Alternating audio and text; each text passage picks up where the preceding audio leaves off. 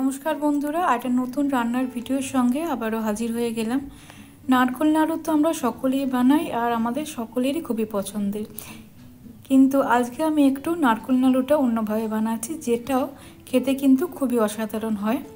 प्रथमे एकटा मिक्सिर जारेर मध्य दिये दिচ্ছি छोटो एकटा नारकेल कुड़े निয়েছি सेटा नारकेल कोड़ाटा बेटे नेব। এই नारकेल कोड़ार संगे दिए देব 2 टेबिल चामच काजू बादाम। नारकेलटा এখন বাটবো না, একটু মিক্সির জারটা একটা সাইডে রেখে গ্যাসেতে একটা কড়া বসিয়ে নিলাম। কড়ার মধ্যে 2 টেবিল চামচ দিয়ে দিলাম সুজি। সুজিটা যতক্ষণ না একটু সোনালি কালার হয়ে আসে ততক্ষণ একটু নেড়ে নেব বা ভেজে নেব। গ্যাসের ফ্লেমটা একেবারে লোতে রেখে সুজিটা ভাজবো। সুজিটা একটু সোনালি করে ভাজা হয়ে গেলে নারকেল, সুজি আর কাজু বাদাম তিনটেই একসাথে বেটে নেব। সুজিটা মিক্সির জারে ঢেলে দিয়েছি, একটু ঠান্ডা হলে বেটে নেব। এবার একই কড়াতে দিয়ে দিলাম 2 টেবিল চামচ ঘি। ঘিটা গরম হয়ে গেলে যে মিশ্রণটা তৈরি করে রেখেছিলাম সেটা অল্প আঁচে বেশ অনেকক্ষণ ধরে নাড়াচাড়া করে নেব। কাজু বাদাম, সুজি আর নারকেলের মিশ্রণটা একেবারে লো ফ্লেমে 10 থেকে 12 মিনিট অবধি যতক্ষণ না নারকেলের পাকটা চলে আসে ততক্ষণ নাড়বো বা রান্না করব।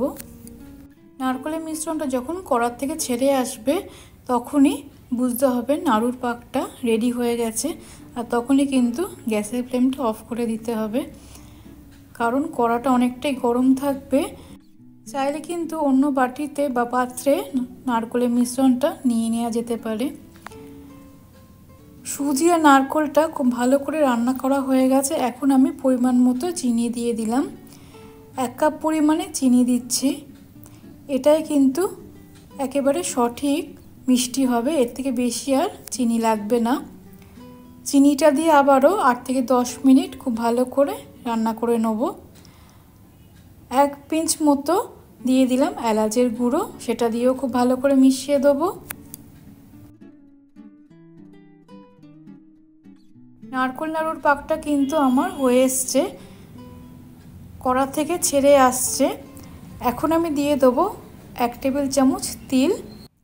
তিলটা কিন্তু আমি কাঁচাই দিচ্ছি, আপনারা চাইলে কিন্তু অবশ্যই একটু শুকনো খোলায় বা কড়াতে নেড়ে নিতে পারেন। তিলটা দিয়ে খুব ভালো করে মিশিয়ে দেবো।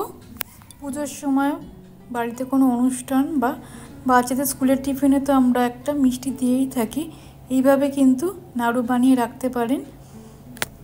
নাড়ুর মিশ্রণটা ঠিকঠাকভাবে রান্না হয়েছে কি না দেখে নিচ্ছি। অল্প পরিমাণ একটু মিশ্রণ নিয়ে গোল হচ্ছে কি না বা নাড়ু পাকানো যাচ্ছে কি না সেটা একটু দেখে নিলাম। এবার কড়া থেকে গরম অবস্থায় কিন্তু হাত ছোঁয়া গরম অবস্থায় কিন্তু নাড়ুগুলোকে বানিয়ে নিতে হবে। খুব বেশি ঠান্ডা হয়ে গেলে কিন্তু নাড়ুগুলো বানানো যাবে না। যেরকম ছোট বড় আপনাদের পছন্দ সেই অনুযায়ী নারকেল নাড়ুগুলো বানিয়ে নেবেন। মিডিয়াম সাইজ করে সব কটা নাড়ু আমি বানিয়ে নিলাম। যতটা পরিমাণ উপকরণ নিয়েছি ততটাই কিন্তু 12 থেকে 15টা মিডিয়াম সাইজের নাড়ু আমার তৈরি হয়ে গেছে। বন্ধুরা, আজকের আমার এই একেবারে অন্যরকম স্বাদের নারকেল নাড়ুর রেসিপিটা কেমন লাগলো অবশ্যই কমেন্ট করে জানাবেন। ভিডিওটা আজকের ভালো লাগলে অনুরোধ রইল আমার চ্যানেলকে সাবস্ক্রাইব করে দেওয়ার জন্য। এইভাবে অবশ্যই একবার নারকেল নাড়ুটা বানিয়ে দেখতে পারেন, খেতে কিন্তু খুবই ভালো হয়। বাচ্চা বড় সকলেই কিন্তু খেতে খুবই পছন্দ করবে। সকলে ভালো থাকবেন, সুস্থ থাকবেন, সকলের খেয়াল রাখবেন। ধন্যবাদ।